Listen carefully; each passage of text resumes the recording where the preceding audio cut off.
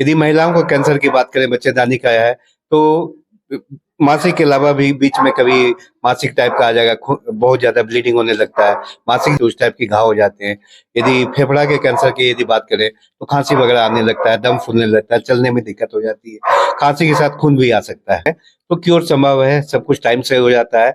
और उसमें जैसे कि कैंसर का जो इलाज होता है, सर्जरी होती है, केमोथेरेपी चलती है, सेकाई होती है। कोई अस्पताल में जाने से अगर कैंसर का दिक्कत है तो यहाँ के लोग जो है बाहर भाग जाते हैं, यहाँ क्यों नहीं रहते, इस पे क्या कारण नहीं, क्या देखिए, इसमें जो है ना एक ट्रेंड बन गया था पहले।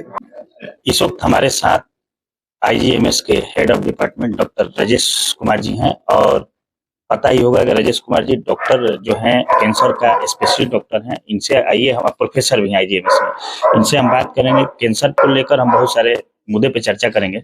सबसे पहले स्वागत है आपको। शुक्रिया सर, ये कैंसर जो है, कैंसर कैसे, इसमें कितने कितने स्टेज होता है और कैसे पता चलता है, जैसे कैंसर है कैसे पता चलेगा कि कैंसर हुआ है? देखिए, सबसे बड़ी बात उसमें होता है ना, जिस ऑर्गन में कैंसर होता है उसके सिम्टम अलग अलग होते हैं। या जिस तरह हम लोग जैसे बात करते हैं यहाँ पर, यदि गाँव में या कहा, यदि मुंह का कैंसर यदि रहता है तो उसमें माने घाव भी मुंह के भीतर हो जाता है या जीभ पर हो गया, और वो घाव जल्दी भरता नहीं है, और उससे कुछ समय के बाद खून वगैरह निकलने लगता है, खाने में दिक्कत होने लगती है, और क्या कहते हैं, दर्द वगैरह भी शुरू हो जाता है। तो यदि मुंह का कैंसर की यदि बात करें तो उस टाइप के घाव हो जाते हैं। यदि फेफड़ा के कैंसर की यदि बात करें तो खांसी वगैरह आने लगता है, दम फूलने लगता है, चलने में दिक्कत हो जाती है, खांसी के साथ खून भी आ सकता है।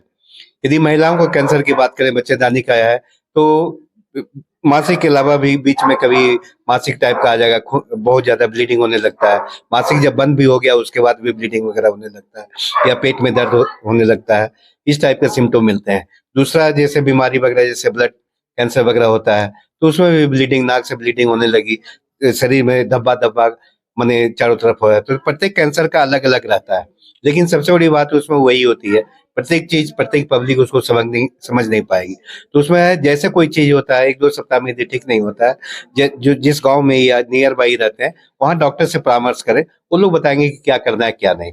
और इसको पकड़ने का सबसे अच्छा तरीका जो हम लोग के पास होता है, उसमें दो चीज होता है, बायोप्सी की जाती है या सुई की एक जांच होती है, बाकी सीटी स्कैन, एमआरआई जो उससे रिलेटेड होता है उस पार्ट का होता है, तो हम लोग उसको करके देखते हैं कि किस स्टेज में है। और जहां तक स्टेज की बात होती है, मोटा मोटी यदि बोला जाए तो हम लोग इसको 4 स्टेज में बांटते हैं, पहला, दूसरा, तीसरा, चौथा।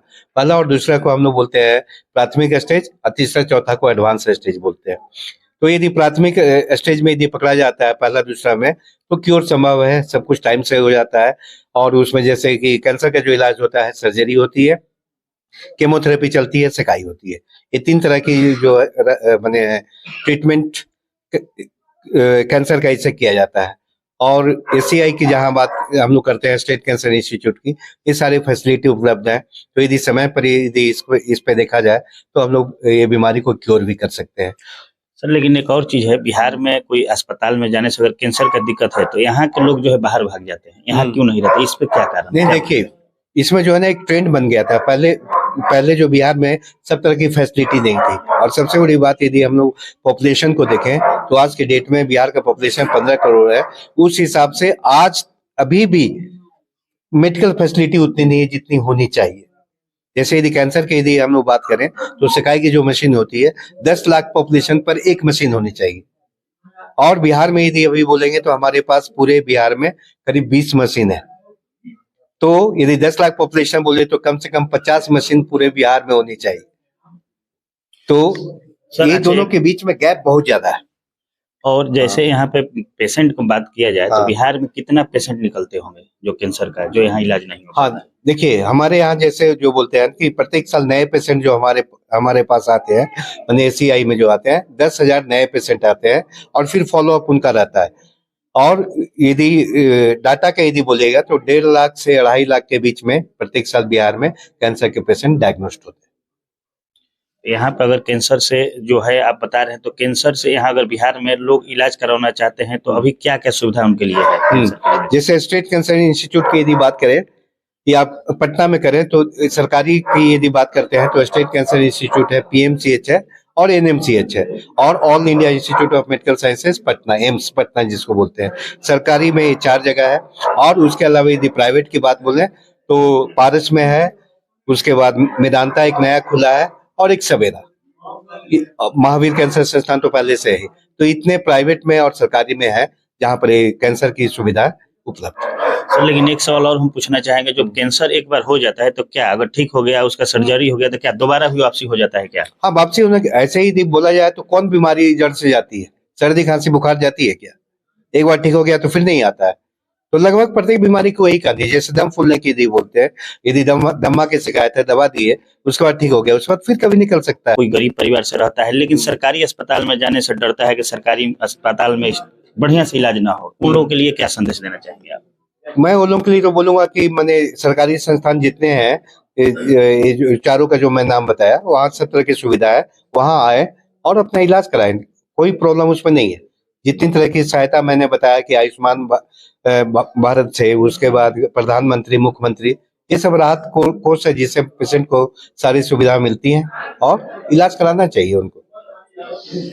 जैसे देखे कि आईजीएमएस के डॉक्टर प्रोफेसर एंड चीफ थे, और बहुत सारे कैंसर से रिलेटेड बात हुआ, और कैसे कैसे कैंसर में बचाव के बारे में भी हम जानेंगे। सर ऐसे बचाव क्या कैंसर के लिए रहता है? देखिए, बचाव ही सबसे माने पहली चीज होती है।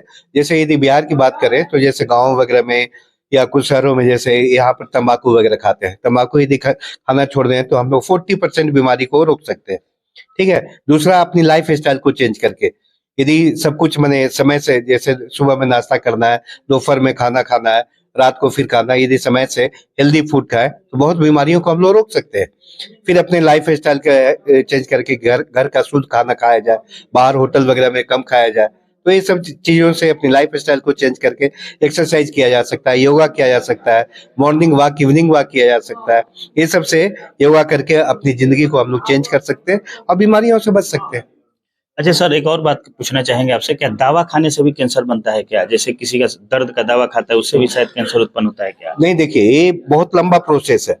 यदि एलोपैथ दवा की यदि बात कीजिएगा तो एलोपैथ में प्रत्येक दवा के अपने साइड इफेक्ट्स हैं, लेकिन डॉक्टर उसके साथ जो दवा प्रिस्क्राइब करते हैं, उसके साथ सारी चीज उसके बचाव के लिए भी करते हैं।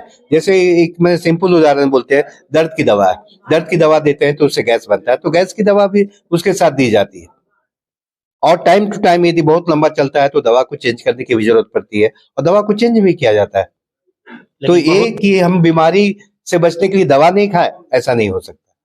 ऐसे दवा से भी कैंसर बनता है क्या? जैसे दवा हाँ, ज्यादा, जैसे सपोज मान लिया पेन किलर बहुत ज्यादा ले रहे हैं, ज्यादा लेने से? हाँ ज्यादा ले रहे हैं, बिना डॉक्टर के राय से ले रहे हैं, उसके साथ क्या कहते हैं, गैस की दवा जो हम लोग बोलते हैं वो नहीं ले रहे हैं, तो बाद में जाके वो अल्सर बन सकता है, अल्सर कैंसर में कन्वर्ट हो सकता है।